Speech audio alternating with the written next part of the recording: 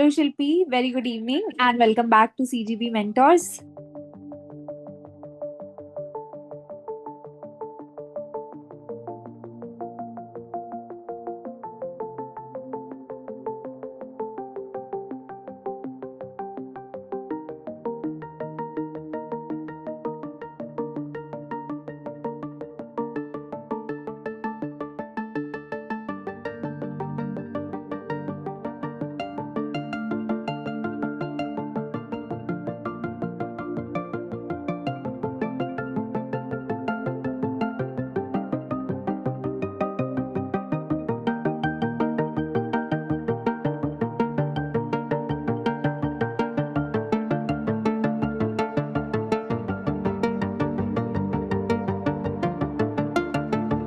So hello ma'am. पहले तो बहुत बहुत कॉन्ग्रेचुलेशंस आपको आपके सिलेक्शन के लिए सिडबी में and thank you ma'am. Many many congratulations for that. आपसे ज्यादा शायद हम लोग खुश हैं। So thank you ma'am, thank you सो तो मच। इन दिस वीडियो हम डिस्कस करेंगे कि आपकी प्रिपरेशन जर्नी कैसी रही, राइट, एंड आपके सोर्सेस क्या रहे।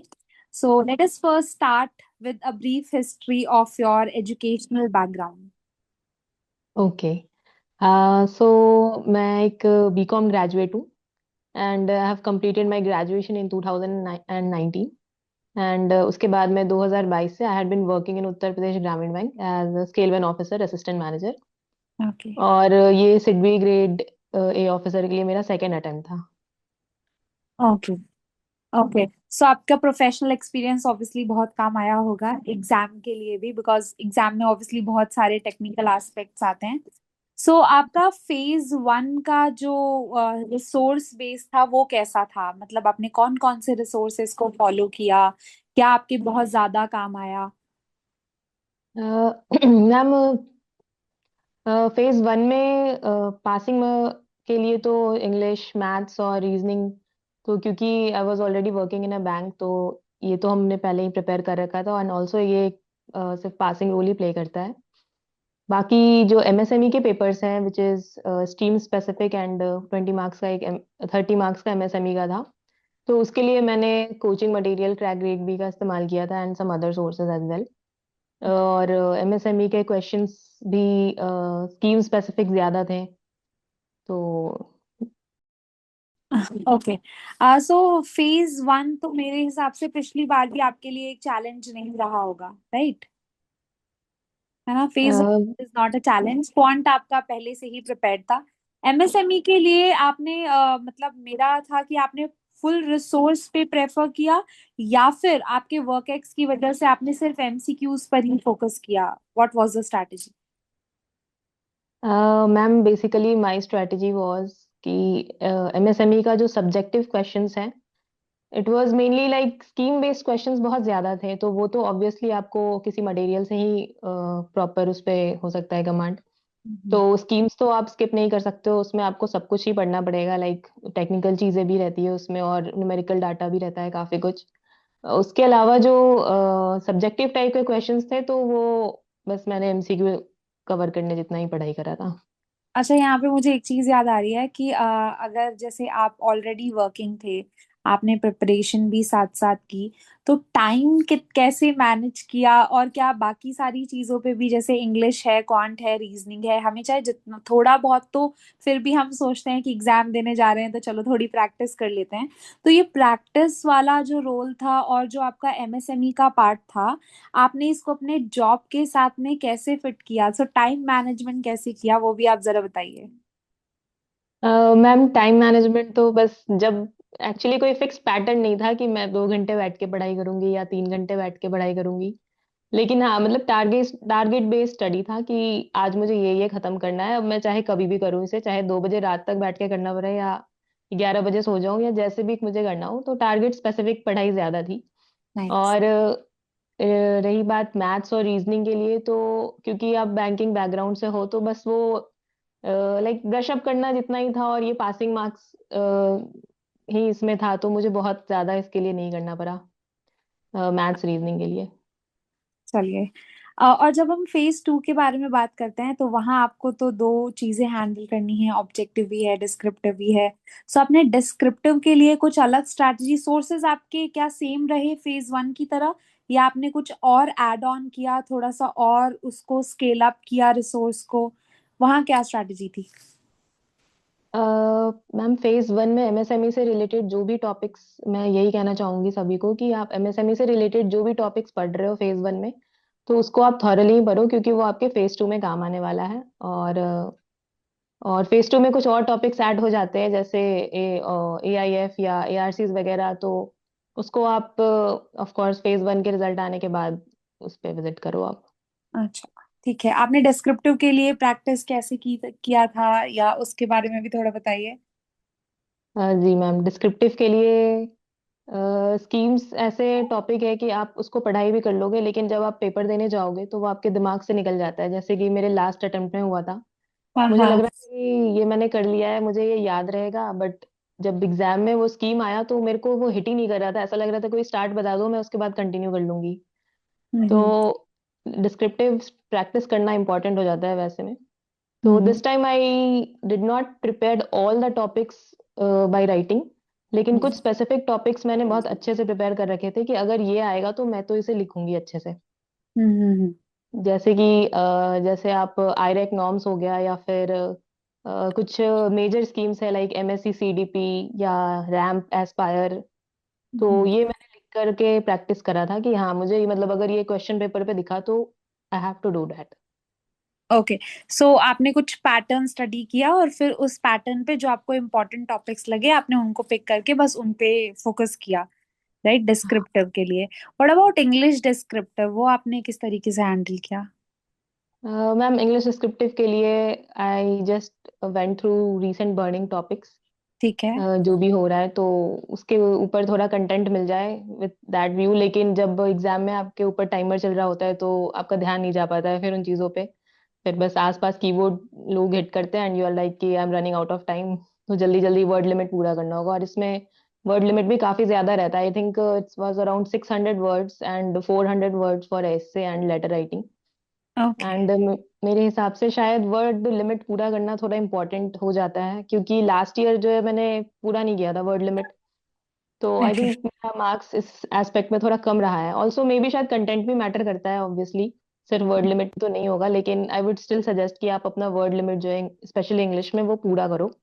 हम्म। और आई हैड बिन मतलब बैकग्राउंड ठीक रहा है इंग्लिश का, तो I didn't practice much on specifically English descriptive part, but कुछ ओके। टॉपिक्स देख लिया था। अच्छा, शिल्पी, आपका जो प्रीवियस अटेम्प्ट था और इस अटेम्प्ट में एक मुझे समझ में आया कि आपने डिस्क्रिप्टिव में थोड़ा सा अपना स्ट्रैटेजी को चेंज किया, है ना? उसके अलावा और आपको कहाँ लगता है क्या प्रिपरेशन का जो टाइम था वो कम था आपके पिछले अटेम्प्ट में और इस बार आपने ज्यादा लिया, या क्या क्या सिचुएशन थी? क्या आपने क्या नया, क्या अच्छा किया दूसरे अटेम्प्ट में जिससे कि ये जो आपको सफलता मिली है, उसका रीजन क्या था? दोनों अटेम्प्ट्स में क्या डिफरेंस था? मैम, फेज टू में मुझे लग रहा है कि मैंने डिस्क्रिप्टिव पार्ट पे इस बार थोड़ा अच्छे से प्रैक्टिस किया था, हम्म क्योंकि लास्ट ईयर एक एक्सपीरियंस मिल चुका था कि I will forget the answer जब मैं सिस्टम पे बैठूंगी। लेकिन हाँ, डिस्क्रिप्टिव के साथ साथ ऑब्जेक्टिव भी फेज टू में स्पेशली बहुत इंपॉर्टेंट हो जाता है, क्योंकि वहाँ पे आपको 2 मार्कर और 1 मार्कर क्वेश्चंस दोनों मिलते हैं। And hmm. Specially those type of objective जो कि न्यूमेरिकल बेस्ड हो, तो ओके। आप काफी इजीली उनमें स्कोर कर सकते हो। जैसे कि न्यूमेरिकल्स लाइक एलसी बेस्ड काफी न्यूमेरिकल्स आए थे फेज वन में भी, फेज टू में भी। इसके अलावा प्रोविजनिंग से रिलेटेड और numericals, ratio ratio is very important.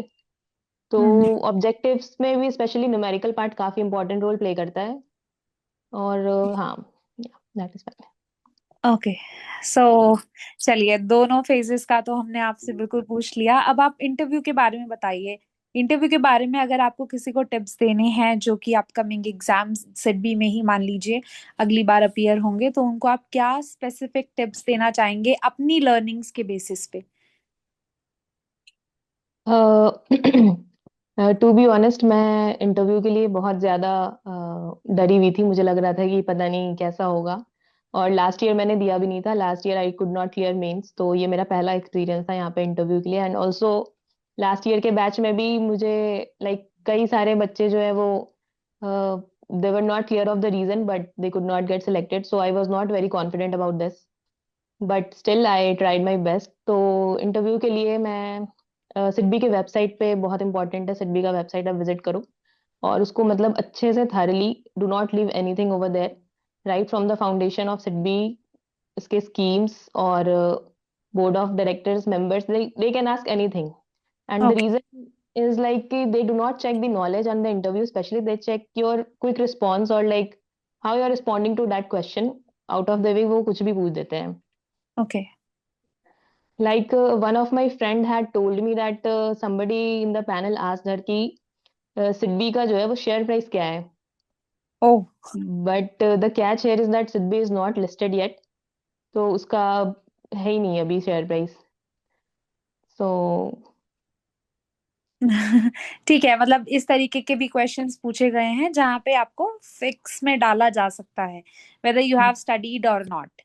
And I feel like कि अगर सिडबी का आप इंटरव्यू देने जा रहे हैं तो आप रीसेंट न्यूज में भी देख सकते हैं कि why SIDBI has been in the news, right? बिल्कुल सो वो भी आपको बिल्कुल। एक तरीके से हेल्प कर सकता है। आपसे इंटरव्यू पैनल में किस तरीके के क्वेश्चन पूछे गए थे, अगर आप बता सकें तो, अभी तो अगर थोड़ा बहुत याद आ रहा है तो। जी मैम, आप करंट ऑर्गेनाइजेशन के बारे में तो सब कुछ देख के जाओ।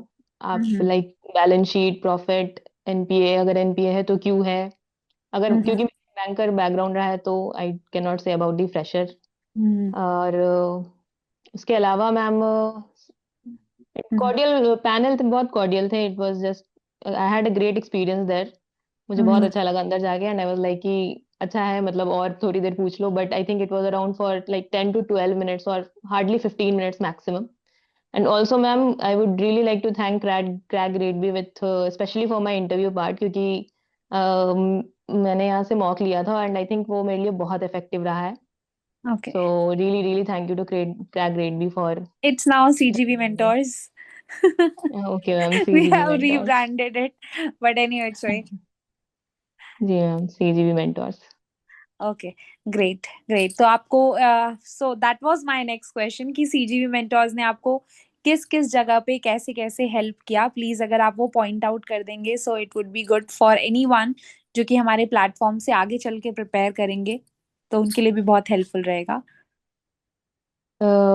आई will go reverse wise. CGB mentors interview के लिए I think everybody should give a mock at CGB mentors, because they do ask questions which you will like real interview जैसा आपको बिल्कुल वो लगेगा, and I think it was totally worth।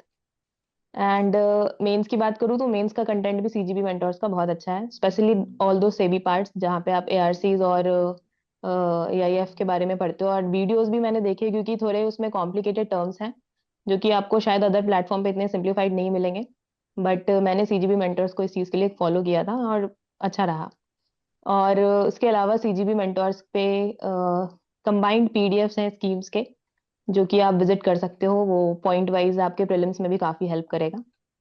So yes, I am really really thankful to crack grade B, CGV CGB mentors, mentors. CGB okay. Mentors.